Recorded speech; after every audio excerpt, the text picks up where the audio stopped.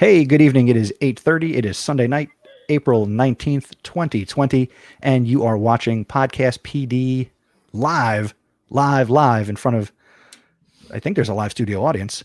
My name is Chris Nessie, and I am joined, as always, by my podcasting compadre, AJ Bianco, and friend of Podcast PD, Al Spiegel, is also in the house to start the show tonight. But AJ, I will start with you because I'm rude. How you doing, buddy? I'm doing very well. It's a Sunday night, and we're here podcasting, and I'm feeling good about it. So we have a nice conversation out there for everybody. So I'm ready to get this thing going. You know, we've been counting down. So let's go. We missed last week. We got a lot to talk about. That's true. We got a lot to talk about, and Stacey is off on special assignment, which means trouble lies ahead. Al, how are you? I'm good, guys. How are you all doing? I think things are good here, man. I mean, as good as they could be, but they're good. Yeah. Hopefully on your end things are going well. Hopefully out there you're all feeling good and happy, healthy, staying safe, and just everybody's.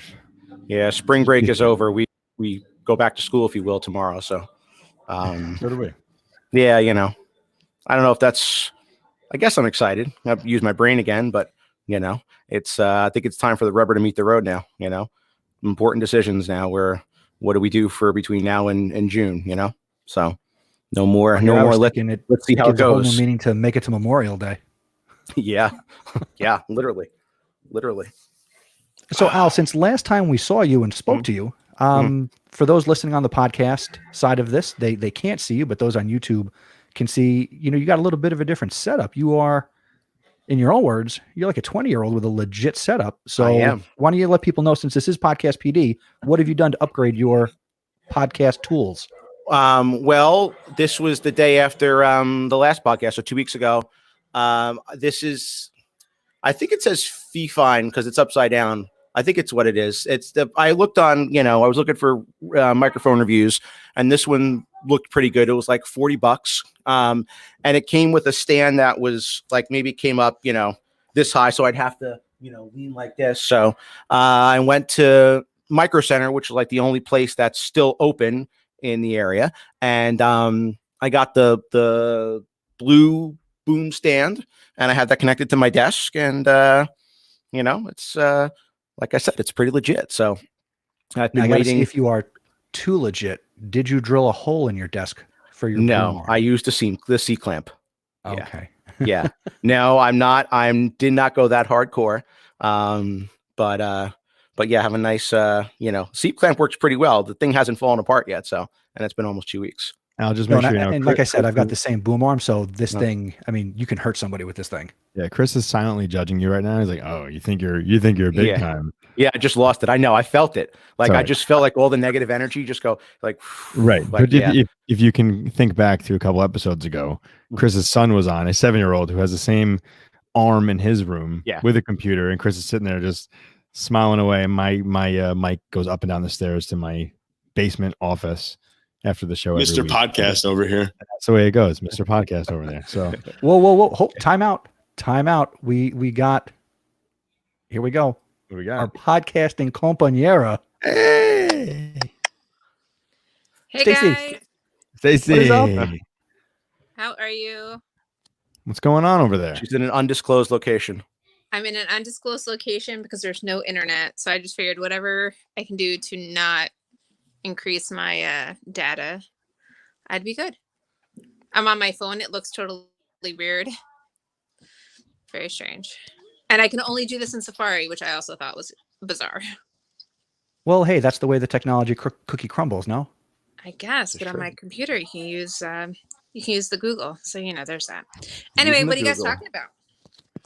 Well, we were just getting started. Al was just talking about his new microphone and his new boom arm and his new setup, and AJ said he was good. More professional than I do. It's all about the look, Stacey. It has nothing to do with anything I'm going to say. It's just like, wow, I really look like I know what I'm doing. But you sound great, though. Thank you.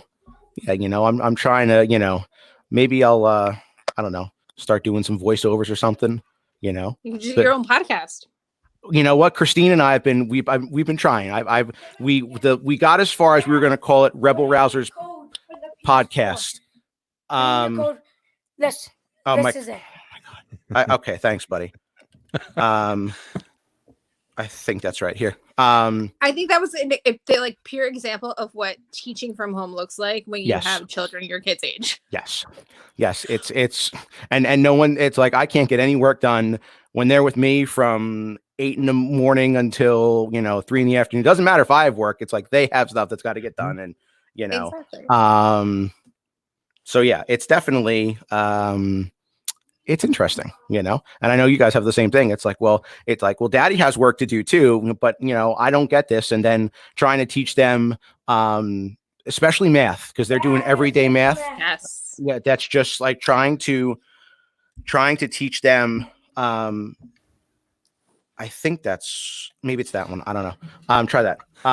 Trying to teach them everyday math going, well, 9 times 7 is 63. And when I went to school, it's because sister said so. That's it. Like there's no discussion. Like I don't need you to find two smaller numbers that end together, and then I'm trying to teach them like, I don't, you have to explain, you have to do this. And now they're doing a lot of, my twins are in 3rd. They're doing a lot of literary analysis, like poetry stuff. And I'm like, yeah, oof. This is it's heavy. I don't think I touched poetry till I was a junior in high school. Yeah, I'll and of course they got a PlayStation for Easter, and they decided that they're going to play it now. It's a good bunny. Yeah, it was a good bunny. Let me tell you, he yeah, go right ahead. Oh, see if they're. I don't know. Whatever you want. I'd throw my hands up. Real quick, big props to your son because he's got the Killing Me Smalls t-shirt on. So yeah, you're doing a good job, Dad. That's what he will wear the same 3 outfits. He'll just rotate 3 of them. Like he doesn't, they gone are the days of wearing really jeans or pants. It's warm up pants and all that. But he's got that shirt that he got in Ocean City, Maryland, and he wears it. I have to wash it every day. He's a man ahead of his time. He is and he saw it. I think he had seen the movie and he's like, I want to get that shirt. And it was one of those, iron it on thing. And he was all excited. So it's like one of the best baseball movies of all time. Yes. But when I say things like, I had to fix the flux capacitor, they're like, what do you mean, Daddy? What are you talking about? Weirdo. Okay. Watch that with your kids and cringe every time they say like a very small, minute swear. And you're just like, oh,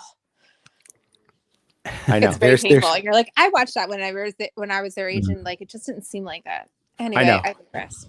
This is true. It's true. How different the world is. Stacey, you let us know in advance that you wouldn't be able to spend too much time with us. So why don't you tell us what your number is if you happen to know off the top of your head? So I made it my goal to get down below 1980. So I think I was at like 1977. I deleted a couple of things. There are a couple of things that like I will allow to remain subscribed. Wait, hold on, time out. What are you at, Stacey? I think it's 1977. I can't really look because I have not edited this since the last time we put the ticker on the screen to scroll. So if you can see this and everybody who's watching, here's the last time we had Stacey's number. Stacey Collects Podcast. 1905 number at some point was 1905. Oh well, whatever. I don't drive anywhere, so I have nowhere to listen. So what's the new number? 1977, you say? I think it's about 1977. Sounds good. Good year from what I heard. Yeah, that's crazy. One of the best ones. Yes, I agree. That's a lot of numbers there, Stacey. I know. I'm working on it though, and like I really have relinquished some of the ones on my daily. It's hard because I'm still listening to books. Like right now, I'm listening to a YA book. And I'm just still trying to enjoy my last day of break before we go back. Going back tomorrow is going to be great. We have a district-wide Zoom call, and I have no Wi-Fi, so it's going to look like this. Which I'm thankful that Zoom works on my phone. I know I can do that. And that's okay. From all the meetings I've been on, this is what they all look like. There's like most of the people turn their camera off, mute their microphone, and they probably go off and do God knows what. Right. Yeah, but this one's district-wide. Like our super is delivering the meeting. It's not a grade level meeting or a building meeting or So does that mean he demands all cameras be on? I don't even know what's supposed to happen. We had to register our email, and then I'll be Zooming tomorrow. So we'll see how it goes. Cool. Yeah. Do you want me to Zoom bomb your district meeting? Stop it. No, that's okay. Thank you. I did see a thing online that the guys from Impractical Jokers put out a Google form to have what's the guy, Joey, bomb your like classroom, like bring him to come in with your students and like joke around. Oh my gosh. That would be that's wonderful. the thing. Like we've been on break now since last Wednesday. So like I haven't seen or heard from my kids in 12 days. And like one of the expectations for returning was to make sure that we had whole class meetings. And I don't know how I'm going to be able to do that because I use Google Meet. So like I'm going to have to like create a hotspot, and like that will be one of the only things I do for them tomorrow. That right. I joked around that I was going to go hang out in one of my best friend's garages just to use her Wi-Fi. There you go. And you look like Ron in your car flash from a garage. Just be on her Wi-Fi. You know what I mean? Like, and my kids go back to school tomorrow too. So like, this was like the worst time to not have internet. That's Except always when my it fear. happened last time during COVID. Like, this is our second time during this whole pandemic not having the internet. So, and I only ever know because I mean, you know, you're like I'm on my phone a lot during the day. My phone, you know, has its own data plan, but I only ever know when my son comes up from the basement. He's like, "Did the Wi-Fi go out?" Because you know, all video games have now stopped, and that's our first indicator that like there's. Except one time when he was, I think, in a Kahoot, and he was like, "I think the Wi-Fi stopped," and that was during school time. So, yeah, you never realize how essential having Wi-Fi is until you can't teach because you don't have Wi-Fi. And it's not a school district thing. It's a home thing. It's a home thing, right? I mean, I guess that's some good inside perspective on what a good percentage of students are experiencing all over who either don't have a device or don't have solid connectivity to the internet. So right. Reliable broadband. And like it's crazy. Which I guess could help transition us into our topic for tonight, which is how to engage students. So Stacey, while we have you, how are you engaging students? Do you have any tips or strategies or things that are working or things you tried that people could consider that might work for them? How's it going for you? So, you know, early on, like I think you and I've talked about this, we weren't able to have video conferencing early on. I think part of it was we're elementary. They opened Hangouts for the purpose or for middle school and high school. Well, high school's always been open, but they reopened Hangouts for middle school.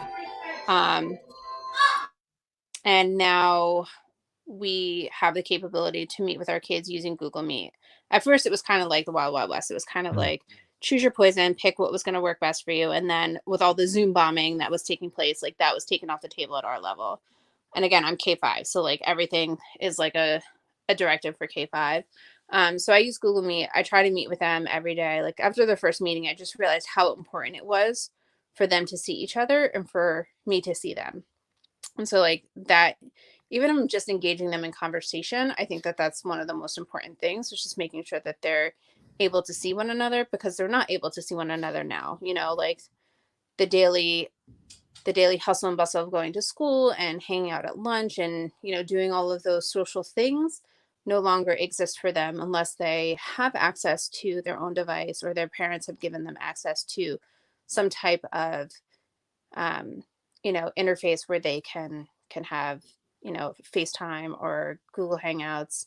I have seen some of my kids doing Google Hangouts on their own or with other teachers, which has been amazing because I can see what they're doing on their computers throughout the school day. So that's my primary way of engaging with them. But to engage with one another, another thing I like to do is Flipgrid. And my favorite thing is to invite my special area teachers into Flipgrid with us so that it's not just me. Like I'm the least engaging person in my class. You know what I mean? Like they're with me more times out of the day than anybody else. So it's nice for them to see the PE teacher or the tech teacher or the art teacher or the music teacher, wish them a happy birthday, or, you know, tell them if they miss them. You know, so those have been some of those have been the two biggest. And then as we roll into this back half of the school year, one of the things that I want to try, and it came through just a small conversation that I was having with like two kids at the end of one of our Google Meets, was just to have smaller conversations with them. So I'm going to be scheduling some of those where it's, you know, we'll still have the whole class meeting. And then, you know, throughout the week, it's going to be my goal to check in with them almost like a sharing day, like we would for morning meeting each day. And then it would just be like 4 or 5 of them together so they can have whatever kind of conversation they want to have, or just kind of have some sense of normal, lunchroom table conversation or book club conversation, whatever they want it to be. Just so that it feels like, okay, I'm not jockeying for position. My mic doesn't have to be muted, right? Because like, you guys know what it's like it's one of the things that one of the best practices I've tried to institute is muting your mic, but then not everyone gets to participate, and you have those quiet kids who are still not having conversation. So then, like, I don't know if you guys remember being younger when like there would be that fight to get off the phone between you and your like current relationship, and I'd be like, well, I'm not getting off the phone. You get off the phone. You get off the phone. Like my kids hang out in Google Meet so that they can be the last person. And so then I have to start kicking them out. And I was like, but the one girl I hadn't seen for a while. So like, then I ended up hanging out with like 2 or 3 of them. And that's when we came up with this idea of just having smaller conversations. And then that girl who I hadn't seen is also a very quiet child. So it was nice that she felt comfortable, I think, just participating in conversation in a way that wasn't like, oh, there are 24 eyeballs on me or 24 sets of eyeballs on me. So that's my plan. I'm very rambly.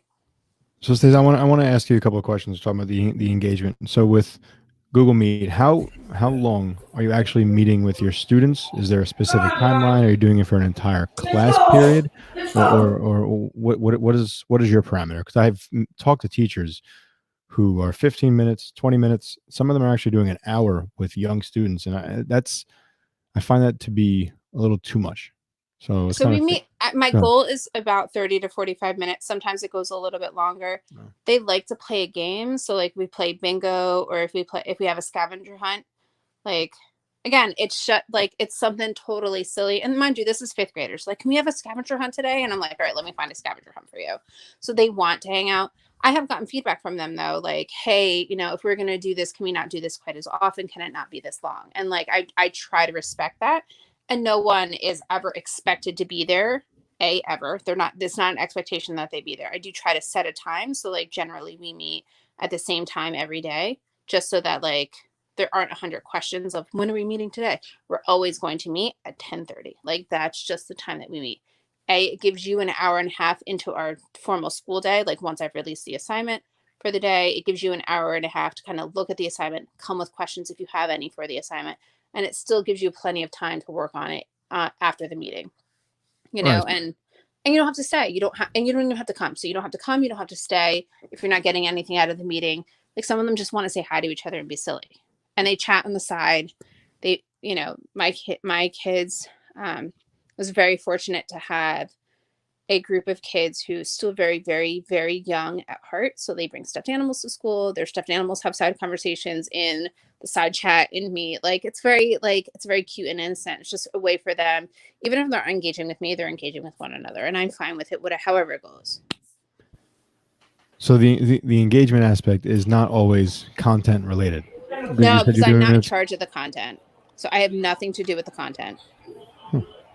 I'm not creating content for them. That has all been created for us by our who? coaches. Okay, yeah. So AJ and I just both did the same thing with our heads. Rewind that for 1 second. Yep. So your lessons for tomorrow, 9:00 in the morning, has been created already? Yep. Not by you. Not by me.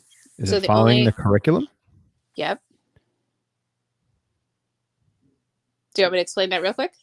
Please. Sure, please. Okay. Please. So for our first 2 weeks of at home learning, we did like a hyperdoc, almost like a Genius Hour or a 20% time where they could explore passion, and everything was delivered through a hyperdoc, and they could go at their own pace, clearly because it is a hyperdoc, or I kind of chunked it. It was like, hey, this is Monday. This is day 1 assignment. It's set up that way, but they don't have to do it that way. And so like that splash page has not changed where it's like Monday, day 1, Tuesday, day 2. So, that was to carry us through the first 2 weeks. That was really great, but it wasn't based on curriculum. So then our 7 days after that, because again, we had spring break for a long time. So that we only had 7 days after those first 2 weeks. Those 7 days after were all curriculum based. And those are like, all right, we're talking about geometry and math. We're doing historical civil rights movements in reading and writing, right? So that was our content, and that was created for us. So, and the other thing too is our first 2 weeks, the content was for 4th and 5th grade. Our second set, our 7 days, those were only for like that content was specifically for 5th grade. And so as we move into this next round, it's also going to cycle in science and social studies, which we did not hit in those first 3.5 weeks or so. So are you just taking these things and putting them on Google Classroom for the kids to work on? And you're just we've been directed not to videos? add any content to it at all. Huh. Yeah. Okay. That's interesting. Yeah. Good for you. I mean, like you don't have to do anything but post it. Do you have to grade it? I have to give feedback. We're not grading anything. So we're giving feedback. Right. Wait, so time out. So you don't have to create the stuff. You don't have to grade the stuff. You win? I mean, do, but like, quite honestly, I don't think anyone's winning in this, right? Like, I hear what you're saying. Like, there's not like, I'm not doing as much work as say like the teacher in my own town where I live, where like they're all doing their own thing, right? But what I'm doing is just worrying about those. I worry about my kids all the time. Like these last 12 days, like it's been almost a relief to not have like that constant, like, well, why didn't this person check in? What about that kid? I haven't heard from that kid in 4 days. Like these 12 days have been a break from the constant 24/7 of like, what are my kids doing at home? And, I got to focus on my boys. Like, what are my boys doing? What are we doing for these like 10, 11 days that we have together? And that's been really beautiful because like, let me just tell you, I'm already freaking out because A, I don't have internet, and B, like have an 8:30 phone call with my superintendent. Like, we're not expected to be there and it will be recorded, but like, I want to hear it firsthand. I want to know what he's talking about. And one of the reasons we're even having this meeting is so that we all hear the same message from one source. Because, whisper down the lane or like telephone is a very tricky game. So this is how and you'll be on your telephone. Literally. But then like my mind is already spinning. Like I waited until today and our internet went out very early this morning. And I was like taking a moment, I was eating breakfast, and then my son came up and I was like, and there goes the internet. So like, I didn't get to create anything that I need to create for Google. And there's nothing really to like, create. There are things to post. Like I like to have a copy of the assignment so my kids don't send me 30 different iterations of like the same thing that has already been created. I'm being a little controlling in the fact that like, I don't want 25 emails of the same math assignment shared with me. Like Google Classroom handles that very well. I just need to copy that assignment. So it's like little things like that I didn't get to do for tomorrow. So I'm just going to create my hotspot tonight and get it all done. But I have to send them an email and say like, hey, haven't heard from you, to confirm that I can even have a Zoom meeting with you tomorrow. So like, that's one of the things that I put on hold until like school officially started tomorrow. So shame on me, but like I was trying to also follow the advice of my principal where he was like, you're not checking email. We are not doing all of these things. Like everything that I needed was already given to me on Tuesday before break started. I just didn't do anything with it because I was like, all right, break started. Like I'll do this on Sunday like I normally would. And well, I mean, there's no way to predict that your internet's going to go out. So, I mean, I honestly would not beat yourself up. No, and it will all get done for tomorrow. It has always gotten done for tomorrow. But you know what? If it's not done for tomorrow, what's the worst thing that happens? Nothing. I get 20 emails asking where's the assignment at 9:15. But by 9:15, I will get at least 20 emails of my 24 kids asking me where the assignment is. And I'll just say, hey, guys, they already knew I didn't have internet the first time. There was no big deal. It was like, hey, this email is really short.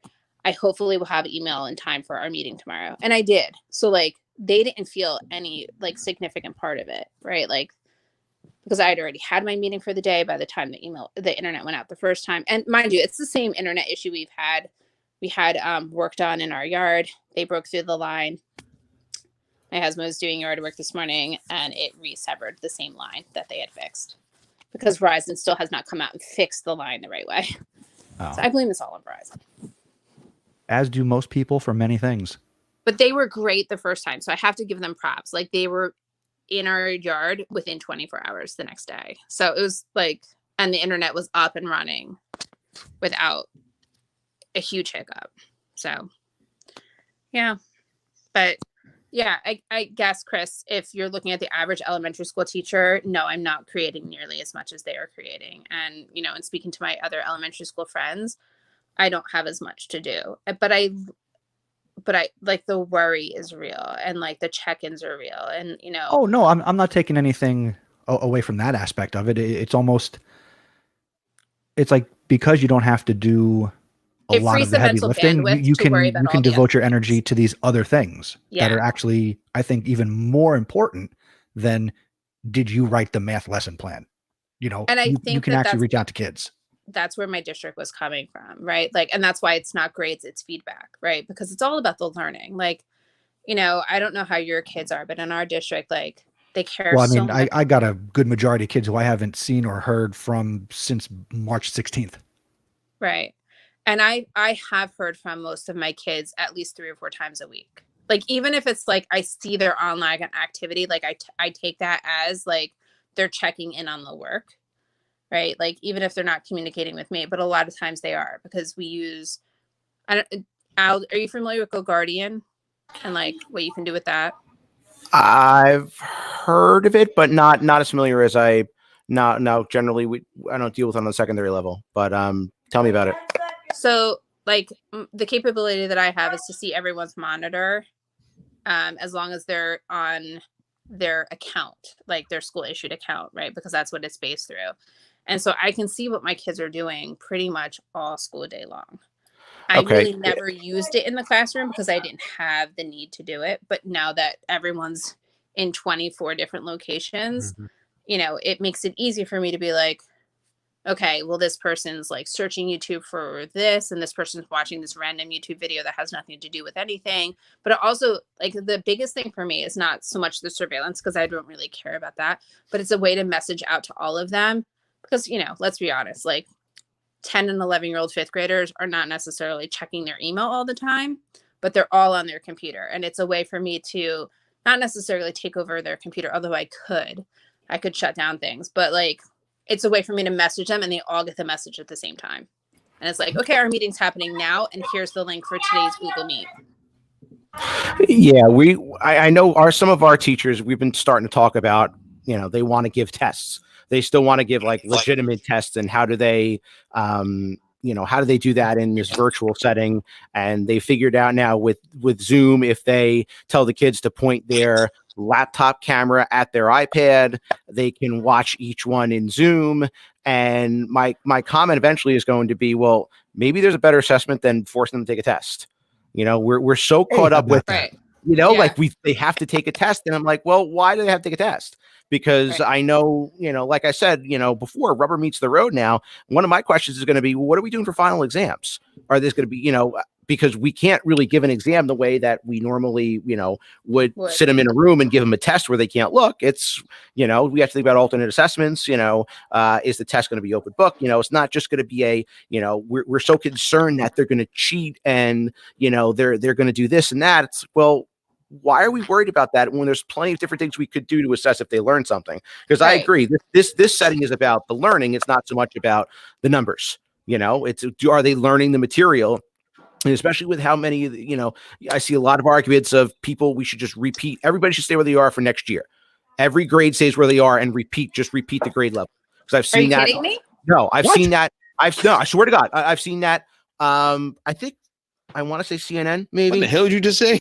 I've said, I have said, people, there's been some people that have said they think that it would be appropriate for kids to repeat the same grade next year because they're losing so much, they're losing so much content between, March and the end of the year. Yeah, I agree. I mean, that's, but that's, but there's people that are even suggesting that it's, that they're not learning, this 3 wasted months, or, so it's like, let's just not do anything. Wow. Yeah. I gotta see if I can find it, but yeah, I've seen that a couple of times, which is kind of what scary. I was going to throw in, Stacey, now my district uses Hapara. Yes, we used Hapara early on, and then we stopped. Well, we subscribed to it, and I used it while I was in school, and you said you use it to message with them, and I kind of end that sentence with, I use it to mess with them. So, I can see what tabs are open, and I would be in class while they'd be working on their Chromebooks, and, I walk around, but then if I'm sitting, I can go on and, they got SoundCloud open or YouTube and close the tab. And they just like keep opening. They're like, at the beginning of the year, they didn't understand like what was happening until they looked at me and I'm like smiling at them, or I would send a message on the screen that says, stop opening this. I haven't taken the initiative to mess with them remotely, but I can, if I want to, I can go in. But it is what it is. And to Al, I mean, kids have been cheating since the dawn of time. They're going to continue to find ways to cheat. Of course they have. But again, we've got this opportunity to do things differently and, throw some spaghetti at the wall, see what sticks. That's a good way to put it. Because I've said it a couple times where this is all going to be new next year, because if you think we're going back to the same way we were doing things on March 10th, forget it. Like, then why even bother? Not to be fair, there are going to be a lot of people in a lot of places that do. And once they get back in their comfort zone, teachers, administrators, students, they're going to try to forget however long this is as fast as they possibly can. And that's sad because again, we're a panel of 4 people and we've got our people who are watching today. We all think a little differently, and there's a lot of us who do think differently. The other thing I wanted to throw out there is in my school, they recently just announced that they are combining the 3rd and 4th marking periods. So they're using what would have been the end of the 3rd marking period to be the interim period of this Mama Jamma marking period. And, we're giving grades, we're moving forward, and, all those things that, again, there's so many variables and so many different ways that districts are doing this, and I don't think there is a way to standardize any of this by any stretch. But so I'm in the middle of this Mama Jamma marking period where, the kids who do that work, it doesn't do anything for them. It's an opportunity though, to help the kid who hasn't done anything to say, well, the marking period's not over, but if kids I haven't heard from in the month, I don't anticipate hearing from them between now and June. I'm going to be honest. Now, have you guys, so that's an interesting take on like switching up the marking period. And I only have trimesters. So that was the other thing I had to do during break was submit second trimester grades, which was fine. We knew that was coming. That wasn't an extra burden. It was just like, oh, now you have to do it while you're at home. Or if you haven't already done it, do it while you're at home. But do you have, like, I know some schools have gone to a pass-fail. Has anyone encountered that? Conversation's still going on. I think everybody is waiting on that pass-fail to see what the state's going to say. I don't think anybody wants to pull the trigger. I know one district around here did, Verona in New Jersey. They pulled the trigger. They're going pass-fail, but I don't know anybody else who's actually waiting. Who's doing I don't know if you saw. If anybody in here saw, but I saw a news article that Oregon, as a state, they said high schools pass fail. And the only reason I saw this, for anybody who's from New Jersey, I saw the superintendent of Freehold Regional High School District, Charles Sampson. He tweeted this article and made some commentary in favor of something like this. So I engaged in a little bit of conversation on Twitter and was like, is this even possible here? How does a high school account for things like a GPA? When so much of it's based on numbers and doing those things.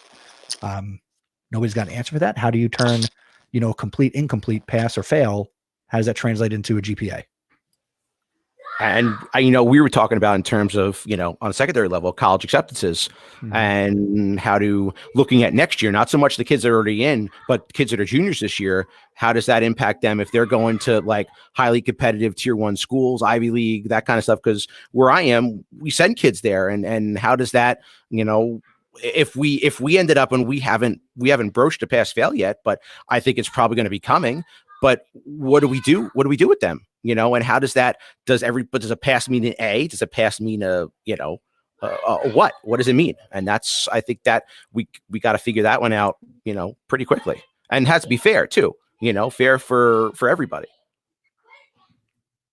Yeah. I think that this is a good time where a lot of the advocates here for getting rid of grades and those people who are following the alternate assessments and standard-based grading, I think these are the people who need to start really chiming in and showing what can be done. And I know you might be against it. I saw your face there, Chris. I don't know how you feel about it. I know, we talk about motivation for grades, right? And it's the idea of the letter, the number, but maybe this sparks that shift of different ways to grade, different ways to assess. And it's only going to take, one small little ripple to get the thing moving in the right direction. Yeah. Ripple. I think we threw a boulder into the lake. Yeah, but it's not making any waves yet. Yeah, right. Yeah. It's going to. It has to, because we talked about this a couple weeks ago. Like, what is going to change? I think we're kind of all in the same ballpark and saying that not much will change. But if some smart people step up and start speaking their mind, things are going to change quickly. I would go so far as to say that if anywhere in the world, if there's a board of education that hears district leadership talking about, well, when we get back, we're going to make sure things get back to normal, those people should be let go. It's true. It's true, because first of all, we have to define what normal means. And I think we have to really, it's a great time to say, well, why are we grading kids on a number or a letter, or why are we giving homework, or why are we doing anything that we've done before? Why are we doing this now? And this is the absolute time to change. And the catalyst for a lot is going to be, to some extent, it'll be the teachers to say, listen, as a collective whole, this doesn't make sense anymore. This isn't, why are we doing this, and pushing that envelope? And again, from where I am in a private school, a lot of it's going to come from the parents to say, why are we doing this? And why am I sending my kid here and spending $18,000 a year, when I'm getting a same chalk and talk in return. Real quick for those people who are watching, we got a lot of good conversation and comments going in the chat here at podcastpd.com/live. The quote unquote, the phone lines are open. So if you've got something you want to share and come on and be a part of what we're doing, just go to podcastpd.com/join and we will get you right here into the program.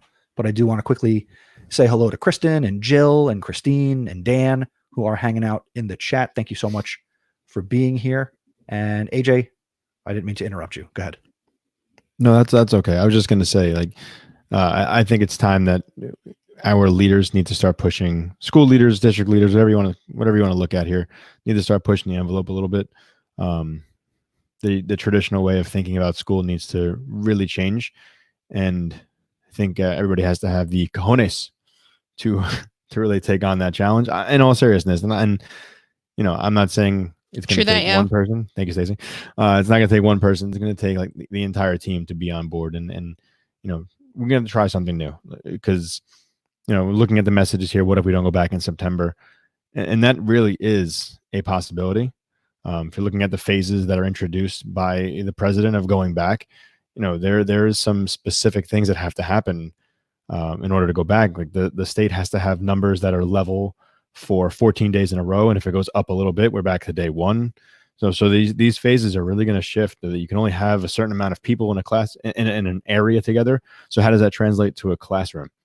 So when we start looking at these numbers, if things get worse in August and September, as they're kind of predicting it's going to get worse, then what are we supposed to do?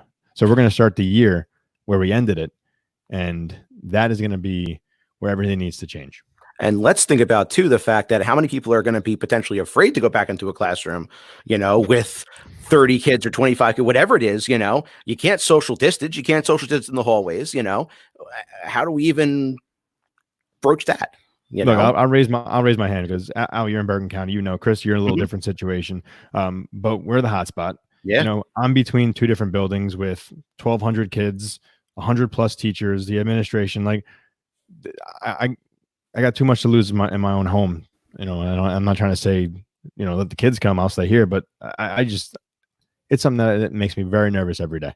I haven't left the house in weeks. Our groceries are delivered. We're washing them cleaning them off at the front step and then bringing them inside. So I haven't seen family in weeks. And this is a big thing. Yeah. I'll admit that it makes me nervous. Chris, I spoke to you about this. Yeah, no, we've had some conversations. And again, I'm in a little different situation. I'm here in, Monmouth County, New Jersey, and I've been out. I've gone to the food store. I've gone to my local pizza place to, for takeout and things like that. I go for drives, I go for bike rides in my neighborhood with my boys. Yeah, I don't mind walking. We've been going for walks every day. It's been beautiful. That doesn't bother me because we're able to kind of really distance ourselves on different side of the streets. But I haven't ordered food. I haven't gone to the grocery store. And I'll throw an even different spin too because I'm an EMT, and taking so I took one, and I don't get on a lot because I have my kids and all that. But the last call I was on, it was 2 weeks ago.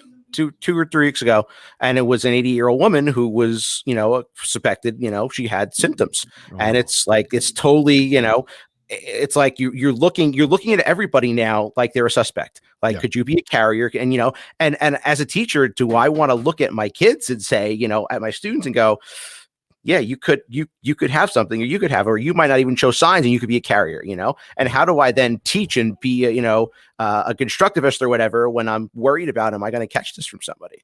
It's AJ's right. It is a hotbed,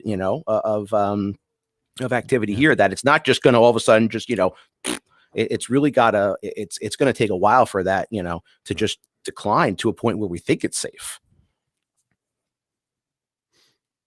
Yeah, we have some work to do. Yeah. We really do have to figure things out coming up in the next couple of months. Because I don't think we're going back. I know they said May 15th around here, but that's going to then become May 30th, and then that'll be it. Yeah, I can't imagine. I can't imagine anybody. It just doesn't. It's just not. Why should we chance it? What's the big gain if we all go back to school on, let's say, May 15th, because somebody thinks, oh, we're good to go, but and then all of a sudden people get sick or there's a rebound. It's just what do we gain?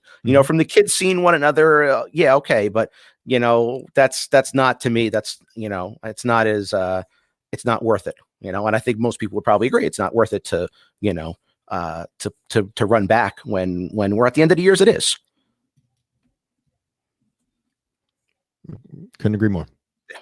Couldn't agree more. Yeah, nobody's going to be chomping at the bit to be first in line to open their doors to let their kids back into a building and welcome their staff back. And I was going to say with open arms, but open elbow bumps, and because how many people have said that? It's like, I got to tell you, I mean, I'm an extrovert to the nth degree. This is killing me. Yeah. I'm a handshaker. I'm a hugger, and handshakes, high fives, fist bumps. Yeah, it's weird. It's weird to not even, because by default, I put my hands out to somebody and they're like, I that just is weird to me. And I'm just not, part of me is like, I don't, I wash my hands and all that. Like, it's worth it to me to be able to just have human interaction as opposed to, doing this to somebody. That's just, I don't know. Like yesterday, I had a UPS made a delivery, late afternoon. Guy gets off the truck, has his mask on. I go out my front door, which I even don't normally do, but it's like, oh, another human being is coming near my home. Let me go say hey. So I go outside and he gets to the end of the driveway and he's like, so you want me to leave it here? Or I'm like, yeah, just leave it there. I'll come get it. And I was like, whereas normally the guys come up, he hands it to me, It's a different world right now. You can't, you can't judge people because. Oh no, I'm not judging. I know you're not. But everybody's kind of afraid of something different. So throw it out the front door, run away. I'm good with it. I completely understand. I wave from the window. Thank you.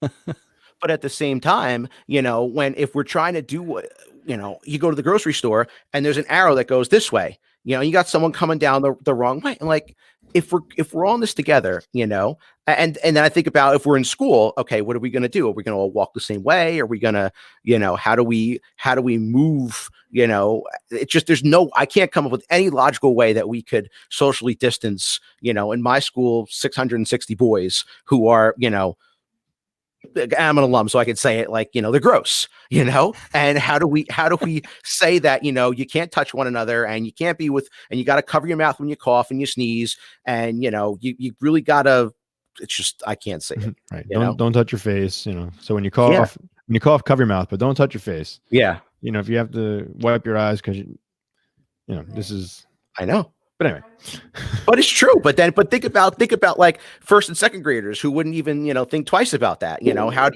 How do you manage that in terms you're trying to teach, but at the same time, how do you tell them, I got to stop teaching because, hey, don't touch your face, or now you did touch your face. Now you gotta wipe your hands, or you got to do that. It's like, how's learning going to happen? I don't know. I don't see it, but maybe somebody tell me I'm wrong, but I don't see it. I think we're on the same page with that one. Yeah, absolutely. So something that we haven't done in a while on this fine program, we typically, and we have in the past, we take time to talk about podcasts that we are listening to. So I don't know if Al would be prepared, but AJ, I know you're an avid podcast listener. What are you listening to, learning from? What are you enjoying, even though time is limited? I just want to say, I knew you were going to do this, but I love how you just threw it at me. Like, hey, this is my idea, but I'm going to make you go first because why not? I'm the host and I'm going to do what I want to do. And I'm thankfully threw it at you because I was like, oh crap, I don't have an answer. That's all right.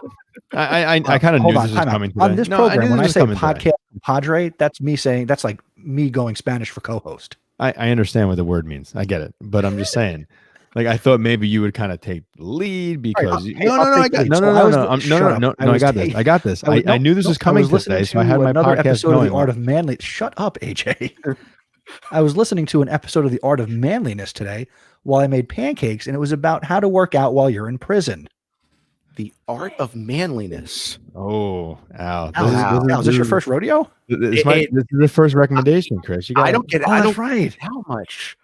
Wow, I'm going to have to check that one out. The Art of Manliness. Yeah, so the episode I listened to was about prison fitness and how you can do prison-type exercises at home.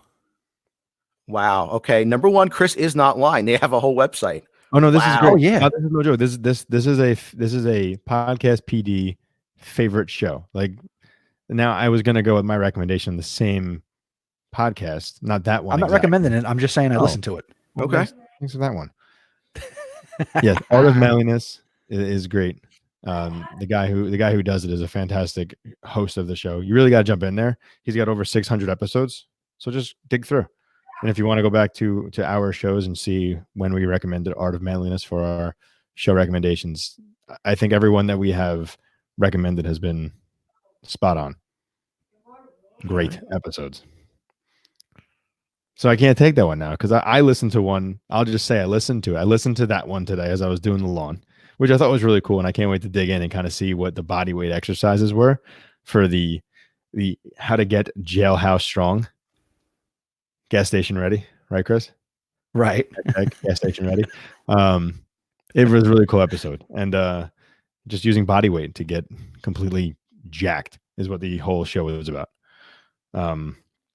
But I actually listened to the Art of Manliness today, and I listened to episode 602, The Case for Being Unproductive. And I thought that was, did you listen to that one, Chris?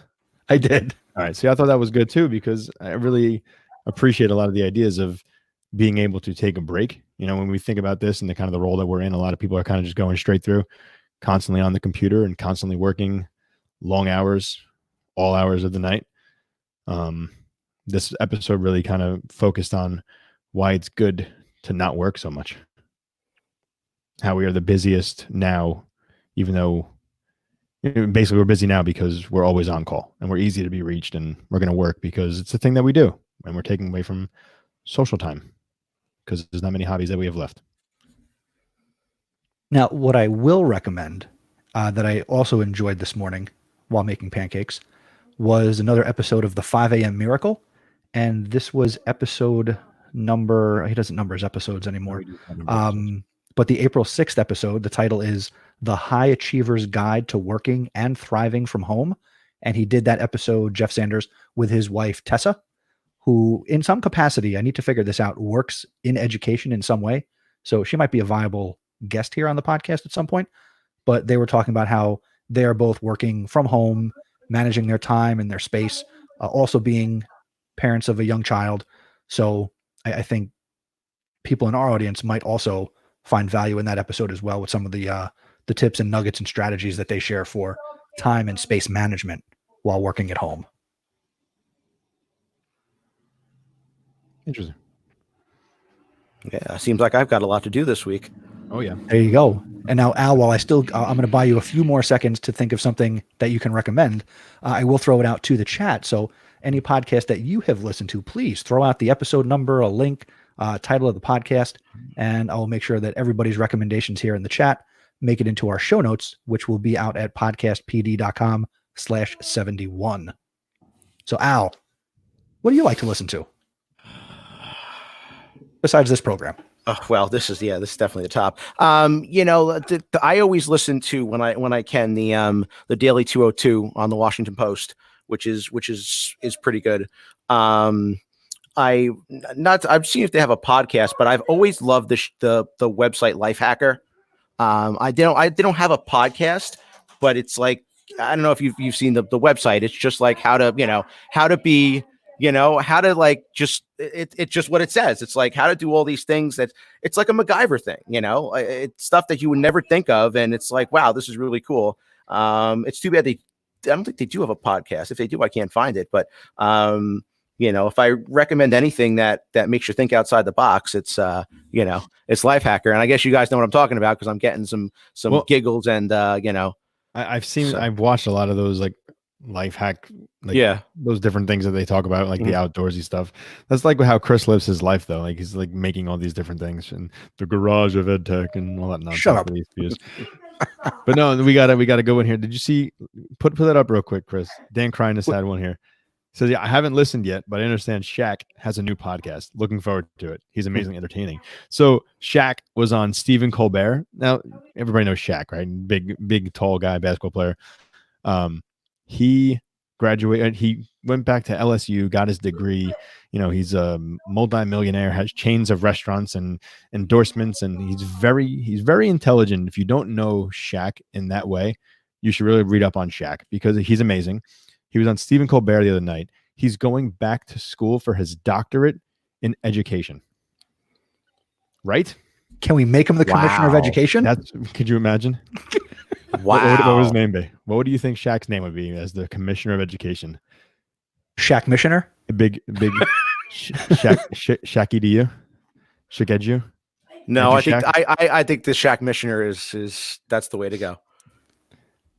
Big EDU. Big EDU.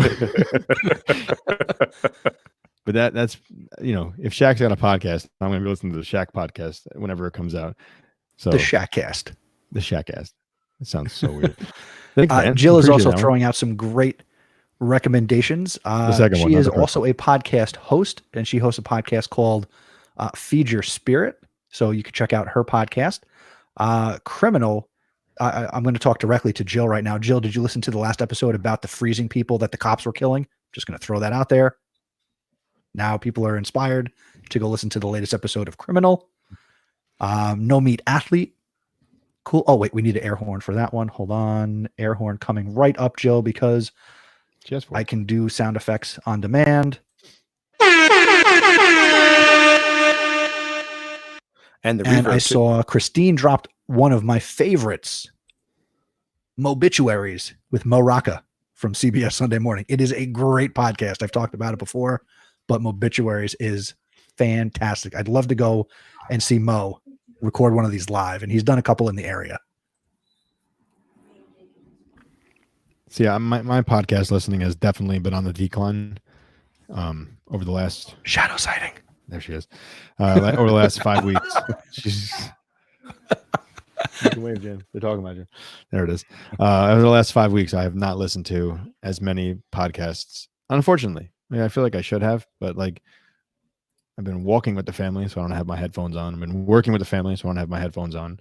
I haven't been working out as much, so I've kind of been missing my podcast. So I think that'll be a goal going into the end of April. Listen to more podcasts. That's the goal. Listen to more podcasts or books on tape. On tape. On tape. Books on tape. That's on tape. There we go. Aged yourself. AJ. Welcome to 1998. Yeah. Nice. Now this will also date this, and this will come out as a podcast on Wednesday, the 22nd. Sounds about right. But, yes. Yeah, Wednesday. But on Tuesday, the 21st, and Dan was here for a minute. Dan Kreinus. Dan is going to be defending his doctoral dissertation on Tuesday afternoon, I believe. So from all of us here at Podcast PD, good luck to Dan on his defense. Bring it home, Dan. I don't know what you're supposed to do in dissertation. Well, next week we could call him Dr. Dan. Yeah, but Dan agrees with me that, when people don't follow the damn arrows, so yeah.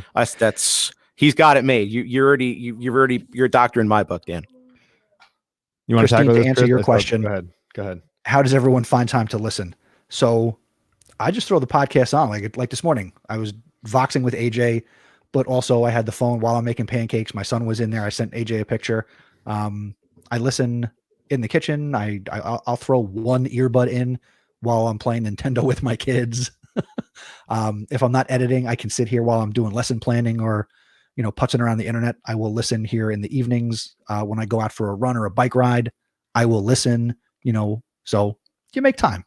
Yeah, I you can listen over Alexa. You can do that. Sorry, everybody out there. Sorry about that. Yes, you can listen over that device if you have the right podcast. I listen today especially because I did the lawn today for the first time. So I got the lawnmower out there and I got to listen to a couple of podcasts while that was going on. And while it was quiet time, the boys were outside playing. Baby was sleeping upstairs. My wife was working. I was working. Had podcasts going there. And I usually listen to podcasts while I'm working out or in the car. So, I try to find the time I can. Chris, I don't always do it while I'm home because I feel like something's always popping up. So I don't have that focus. Like, good for you. I mean, that's the beauty of podcasts. Anytime, anywhere, at your convenience. It's on demand. So if you could sneak a few minutes here, sometimes I'll listen when I'm in the shower because, doors are closed. I can turn the volume up and nobody bothers me when I'm doing that. So see, I wanted those little speaker showers. I got a rack with the towels right up next to the shower, so I just turn it up, face the speaker in. I want one of those Bluetooth ones though that go in the shower. That'd be fun. There you go. Hang out in the shower for like an hour. And real quick, because Christine did ask, yes, you can listen on your Google or Amazon devices. I didn't want to set them off, but if you just talk to your smart device and you say, for example, Alexa, play podcast PD, or play House of Ed Tech, it's going to do that for you. So try it right now if you're at home. And if you have Spotify and it's hooked up to that as well, you can go through your podcasts there. But make it a habit. Get your listening on. Everybody showers. Seriously. All right. I think that's going to do it for this episode of Podcast PD. I will step in for Stacey and I will do that thing. Al, say goodnight. Good night, Albert. AJ? Good night, AJ. Good night, Podcast PD. There you go. Oh.